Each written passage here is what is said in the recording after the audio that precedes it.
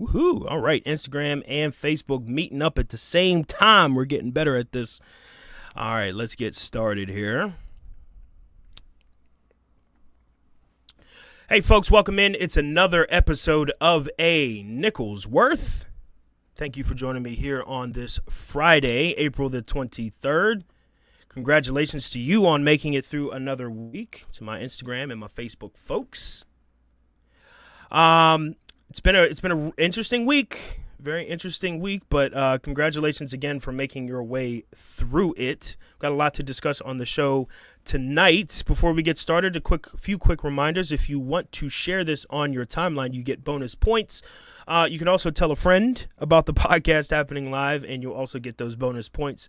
You can check me out on social media at Keaton D. Nichols, but you can follow the show at A Nichols Worth on Spotify, Anchor, Facebook, and YouTube, youtube.com/A Nichols Worth. And you can check out some of the other video projects that we're engaging in, including gaming.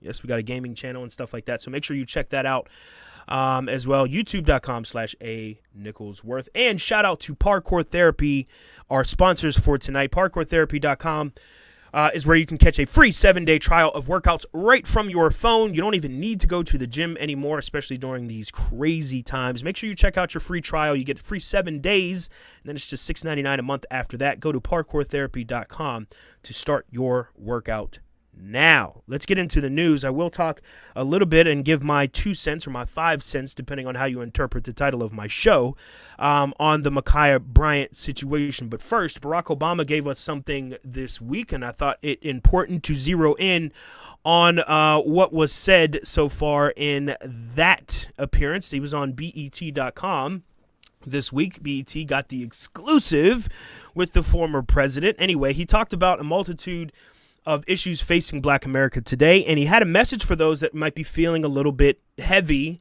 weighed down rather by the kind of chaos that we've been seeing in the country lately. Okay, so as a part of the interview, he says, you've got communities all across the country, many of them Black and brown, that were struggling long before the pandemic. Then a virus comes along that impacts members of those communities at a higher rate, and all of a sudden you're adding grief and fear on top of all the other emotions folks were already feeling. Pretty good analysis here by the president, but it doesn't take much to sort of deduct that, if you will. He also mentioned that Black folks are feeling an added stress because of nationwide stories of police violence. That is certainly true. Adding that it's hard to feel optimistic about what we're seeing in the country right now. But he has a solution. He has a way of keeping us optimistic about these times. What Barack Obama says to keep us optimistic, he says they know they can't win you over with their policies. He's talking about the Republicans now, right? The GOP, the ops, whatever you want to call them, right? They can't win you over with their policies, so they're hoping to convince you that your vote and your voice doesn't matter. That's how they win. And he goes on to say, and that's why we need to keep marching, keep speaking up, and keep voting. And that was pretty much it. There's other parts of the interview that you can check out. Those were the important sort of pulls, if you will, from that. And I couldn't help but kind of feel disappointed at the results of this one. You guys know Barack is my guy. I'm a big fan of his from a political standpoint. I think he is and was a great politician. But I had some criticism about this moment and others that have sort of popped up like this post-presidency. Obama, first of all, let me say Obama is right here about the need for people of color in this country not to give up on the political pursuits that we have. This is a critically important detail in our fight for something better in this country. Absolutely critical. He's right about that. But it's a tough sell for those that are disillusioned at the power of a central government and how much influence they have about the culture and the way of life here on this program. And I agree. I think it would be a mistake to give up on those political. That's a concept that I've talked about on this program, on this very program. If we do that, if we give up on our civic engagement, that's a free ticket to oppression. There you go. You can have it. We won't even fight for it here. You can just, make up your own rules and whatever happens to me happens, right? And to me, that's not an option. We don't have that option. We can't just go take our ball and go home. They might destroy our home. They might burn it down with us in it. It's happened before. right? So power is this thing that is not, given. Like those that have power, they're not just in the business of giving out power to people who are less powerful than them. The thing about power, as you get more of it, you start to hold it close to you, to the chest. You don't want to give it away. And so what Barack is saying here and saying that, look, we got to keep voting. We got to keep, his words, he says, we got to keep marching. We got to keep speaking up. We got to keep voting. I mean, sure, but there were certain times like this where I wanted Obama to be something more than this. In these moments, it seems as though he's more so an agent of the Democrats in his retirement from the presidency than the social justice hero that he could be for an ailing people in this country. He could be. It's a tough position to be in and a high expectation, I know. But when Barack Obama became president, many black Americans, understandably believed that the most powerful political position in all the land, pretty much, belonging to a black person, I mean, this is going to be absolutely instrumental in swiftly bringing about the long overdue change to systems entrenched in oppression. We've been over this.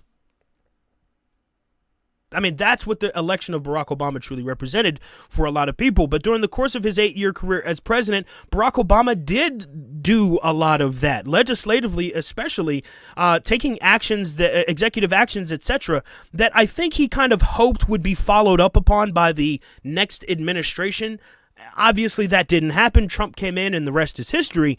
But I think that was kind of the expectation that not everything could be done within those 8 years. And so let's set up some political infrastructure for how these things might play themselves out down the line. Obviously, that didn't turn out, like I said, the way that the Democrats and Barack Obama truly wanted. But his assertiveness to utilize his bully pulpit for impactful change never fully blossomed. It never turned into something that we were able to look at and say, this was useful to the movement for Black lives. I gave a stat a couple of shows ago that talked about the amount of police shootings from Barack Obama's presidency through Donald Trump's presidency, and now in the first half a year, not even half a year, first couple of months rather, of Joe Biden's presidency. And what we basically saw is that those numbers were consistent. An issue that we're going to talk about in the second half of the show, police shootings. Those numbers were consistent under the Barack Obama administration and under the Trump administration. I mean, for lack of a better, sort of way of putting this, there were a lot of things that didn't change. There were a lot of statuses that didn't change, a lot of cultures that did not change just because Barack Obama was president. He needed to make that change happen. And perhaps it was the idea that he had an image to protect or he had a party to protect, talking about the Democratic Party. But either way, I also kind of admittedly, as a fan of Barack Obama's, I got excited at the possibility that Barack's post-presidency would be an opportunity for him to sort of shed the fear of reputation and shed the shackles of the Democratic Party and really become the ally that people needed. And in the 4.5 years since Barack Obama was president, in the 4.5 years since he's been president, he's made some very interesting statements like what we heard this week from BET, or on BET. But in my estimation, in my opinion, he's fallen well short of that expectation that I had for him post-presidency, especially in such a chaotic time in politics like what we've seen over the last 4 years. Statements like this and interviews like this seem very carefully crafted and well thought out. Probably written by like a communications team or a group that kind of handles this kind of stuff specifically for him. And his value to the Democratic Party remains extremely high, maybe even higher now than it was as president. And he's acting like it. I'm a frequent critic of our two-party system, and these are reasons why. Barack Obama was a great politician, and he is a great politician, but we talk about the game of politics all the time. And it is a game. It's a game that doesn't impact us in meaningful ways the way that it should. And when it comes to that game that is played between Democrats and Republicans, Barack Obama is like the queen on a chessboard. He has a lot of options. He has a lot of moves that he could employ. But he's also very precious to the Democratic Party. And Barack's statements like this, Moments like this where it seems like it's a more calculated response than, let's say, the emotional response after the shooting death of Trayvon Martin, after the killing of Trayvon Martin by George Zimmerman, when he broke down and said, Trayvon, that could have been me. That could have been my son. That brief moment of humanness coming through that political shell. The thing that we oftentimes ask for from our rank and file politicians and don't get. Barack Obama hasn't turned into this character just yet. This week was another opportunity to do that, and he didn't take the bait. He didn't take the reins. And for those of you that are asking, well, what exactly would you like him to do? I would like him to sort of get rid of this expectation that the Democratic Party needs him as a part of their push towards wins in the future. Black people need him. And I think that he could utilize his power and his influence a lot more than just releasing statements that say, keep fighting the good fight, black people. I mean, we might not get justice now, but eventually, right? That's what the people in the 60s said. Wait, the 60s, what was that, 60 years ago? Yeah. Well, that's what they said, and maybe we should just kind of keep that image going. We should keep that up. Where's the flipping of the tables? If Barack Obama is so smart and he can understand that black people were oppressed even before the pandemic, then where's that gut? Where's that strength that we need from a person like that? I like Barack Obama. I do. He's a savvy politician. But when it comes to being this sort of social justice hero that we need, he falls short almost every single time. And that's disappointing. Make sure you leave your comments in the comment section if you have some. If you're listening to this on the replay as well, I'd love to hear what you think about this situation as well. Let me get into my second story. Now, this week we learned about the shooting death of Ma'Khia Bryant by a Columbus police officer by the name of Nicholas Reardon.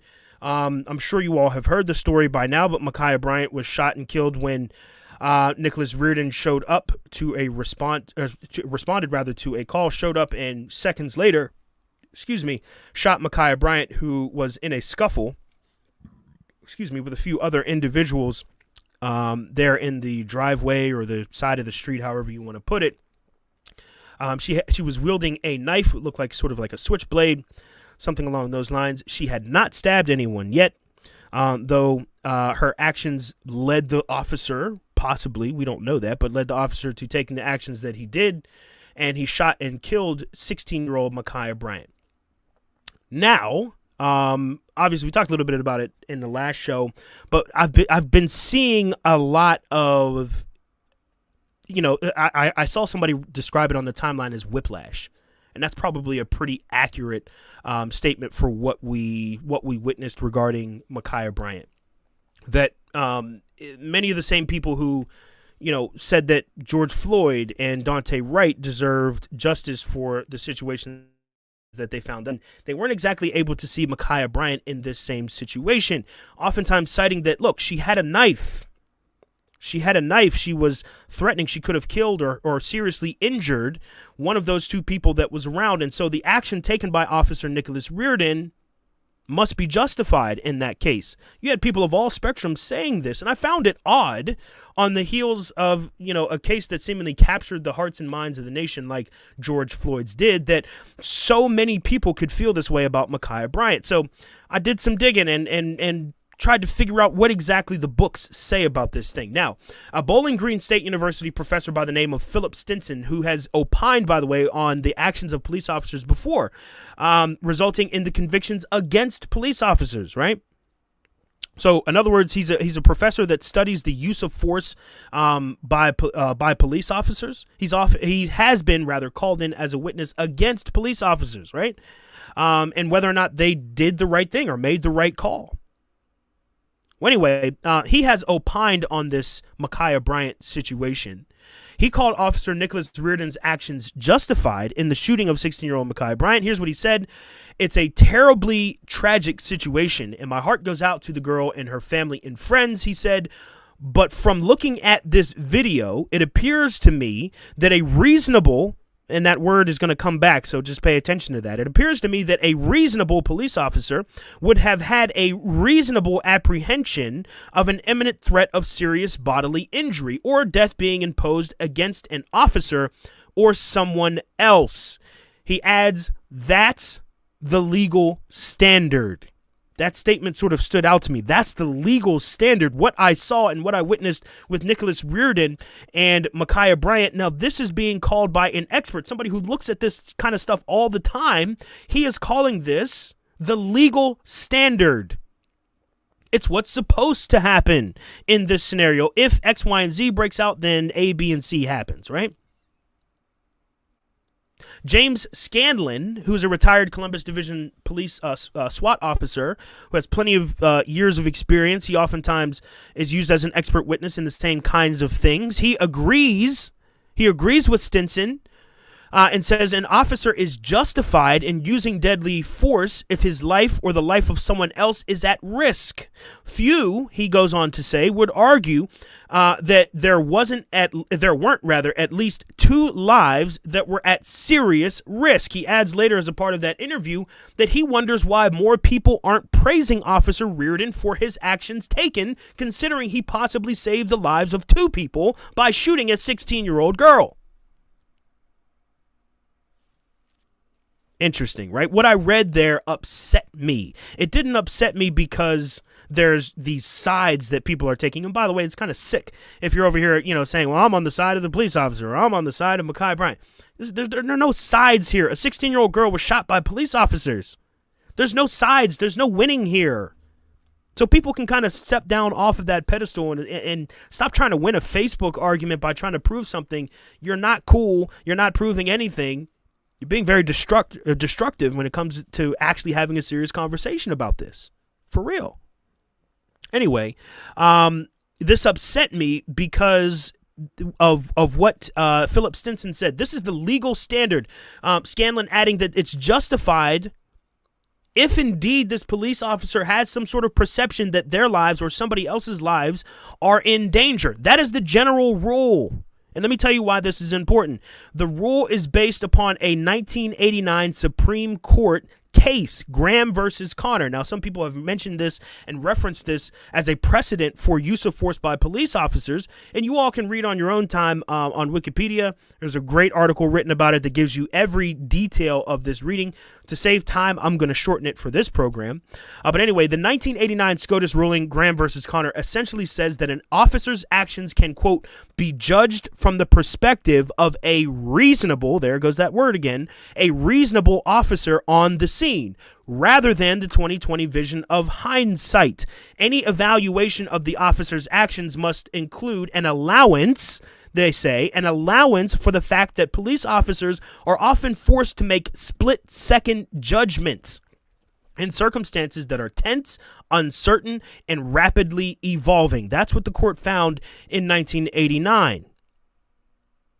That's all a big fancy way of saying we will allow police officers to do what they deem necessary, a reasonable police officer, what they deem necessary to protect themselves and those around them. And the results, whatever may happen as a result of those split-second decisions that we're entrusting this police officer with, we've all got to be okay with.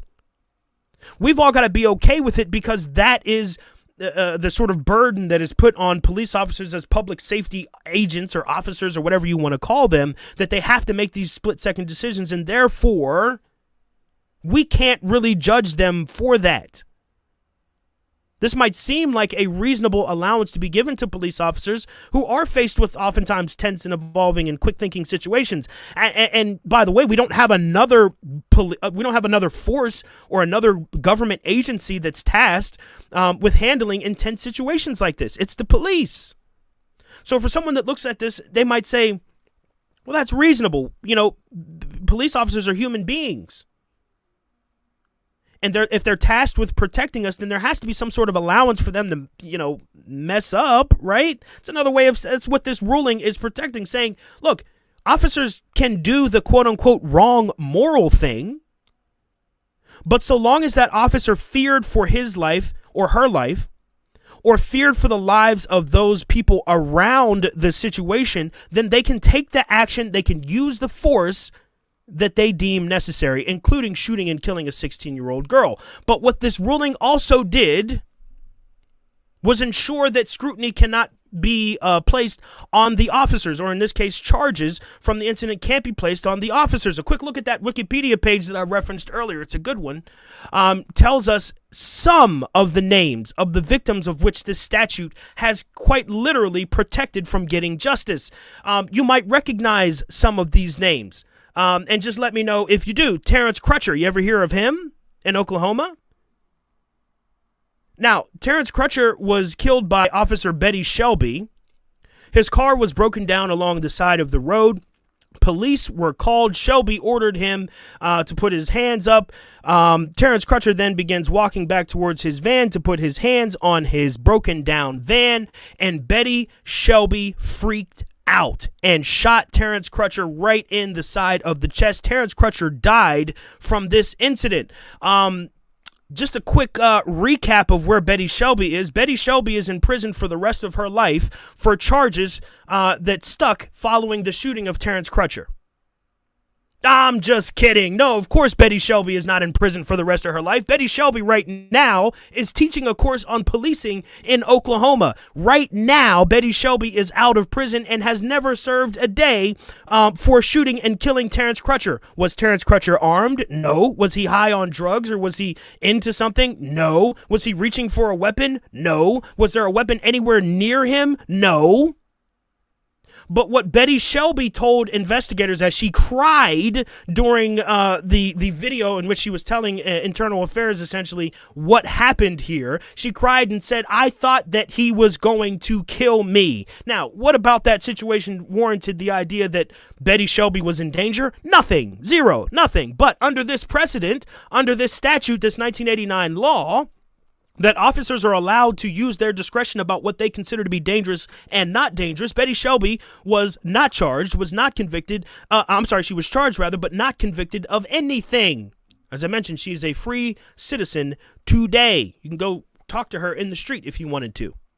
Not that you would want to, but I'll go on. I could stop there, but I'll go on. Michael Brown, you've heard of him, right? 2014, he was killed by Darren Wilson after Michael Brown had robbed a convenience store. Now, Michael Brown was unarmed, of course, but when Officer Darren Wilson interacted with Michael Brown, whether he knew he robbed the store at that point or not, Darren Wilson said that he felt threatened by Michael Brown's presence. It was just he and Michael Brown out there in the street. Michael Brown did something, or maybe he didn't do anything. Maybe he truly put his hands up and said, "Don't shoot," like the other witnesses had said. But either way, Darren Wilson, whether he put his hands up or down or to the side, all around, did the hokey pokey, Darren Wilson felt threatened by Michael Brown. And under that statute, that 1989 statute, the grand jury that was tasked with investigating this case there in Missouri decided not to even indict. They didn't even bring charges to him.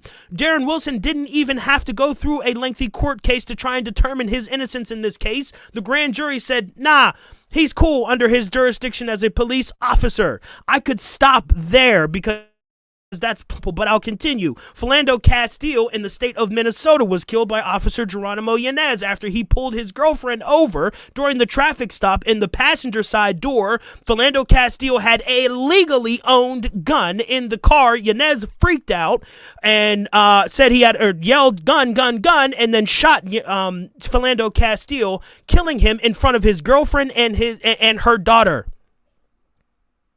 Right there in the state of Minnesota. This happened, right? Now, Geronimo Yanez, do you think he's serving any time for this? Of course not. He was acquitted of all criminal charges, and the police department effectively saying, we believe that he did the right thing here. He was threatened, he saw a gun, and he did what he felt he needed to do to protect him and the people who were around him, his girlfriend and the little girl in the back. Nonetheless, Philando Castile dead for no reason. Officer Geronimo Yanez not charged with a single thing. I could stop there, but there's another example I want to bring up here. John Crawford III, who was shot and killed by police officers in Beaver Creek, Ohio, in a Walmart. I remember back in 2014, me breaking down and into tears after seeing the video of John Crawford. They busted into Walmart and shot him dead, and not a second of hesitation otherwise. Why? Because somebody had called the police on John Crawford, who had picked up a BB gun that was sold at Walmart. This is a BB gun that was sold at Walmart. He was in that very Walmart carrying the gun, not pointing it at anybody, not pretending to shoot anyone, carrying the gun while talking on the phone to his friend, and the SWAT team came into that Walmart and blew him away. And of course, the officers tasked with that did not face any criminal charges, did not receive any criminal charges. The city released a statement after paying the family of John Crawford a few $1 million that the city officials believe that the officers did the right thing under the statute of the law. I could keep going, but I won't. You can look up every single one of these situations and say that the police responding to these calls killed these people because there was the perception that they were in danger. Were they actually in danger? No, of course not.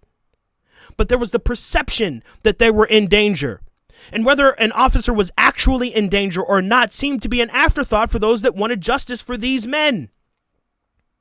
Many people, especially black people, were able to see that despite the fact that these men might not have positioned themselves in the best situation, right? Maybe they could have done some things differently to avoid police interaction altogether. While we were all able to acknowledge that, we also acknowledged that nothing that these men did posed a big enough threat to justify the police officers that shot or killed them in some kind of way. Now, when we come back around to this situation, I mentioned whiplash because just last week we talked about the scenario in which Daunte Wright, a 20-year-old who had a warrant out for his arrest, attempted to flee police officers. He was going to get back in his car and he was going to drive away, causing a threat to everyone around him, right? His girlfriend, the police officers.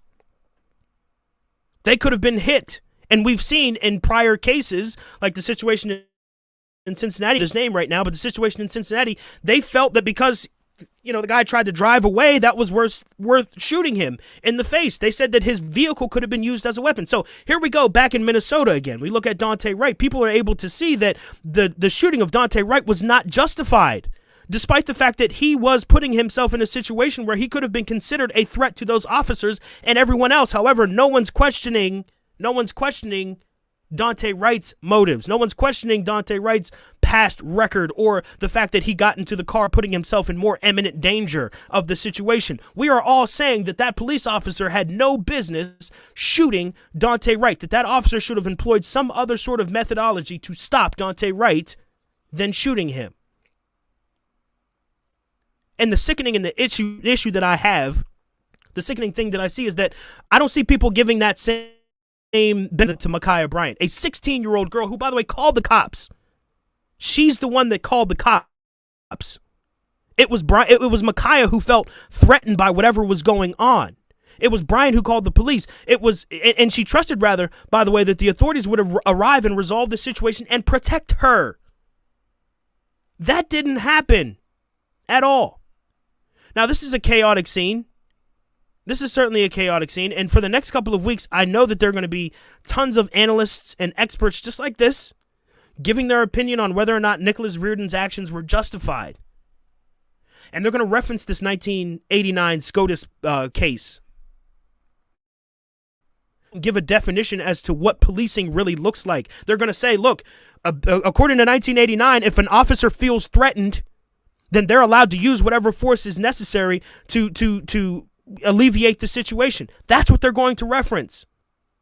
But if you didn't think, if you were able rather to see that this ruling is unfit and unjust for those men that I mentioned earlier in this piece rather, if you think that it was wrong under that even with that statute, if you think it was wrong that these men were killed, then there's absolutely no reason, none, why you can't see why Ma'Khia deserves justice as well.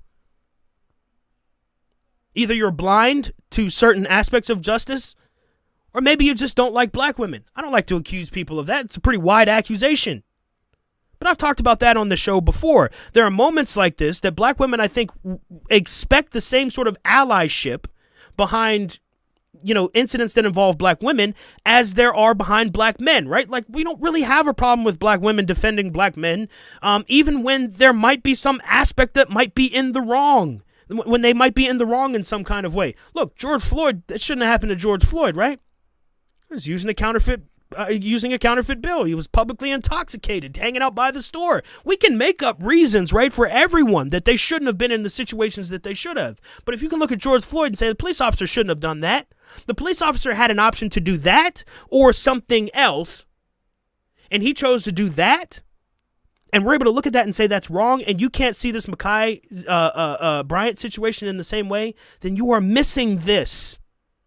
When I talk about reforming and the need to reform policing, these are the conversations that we are having. Reforming police is not about trying to individually pick off all the bad apples, in the group, so to speak.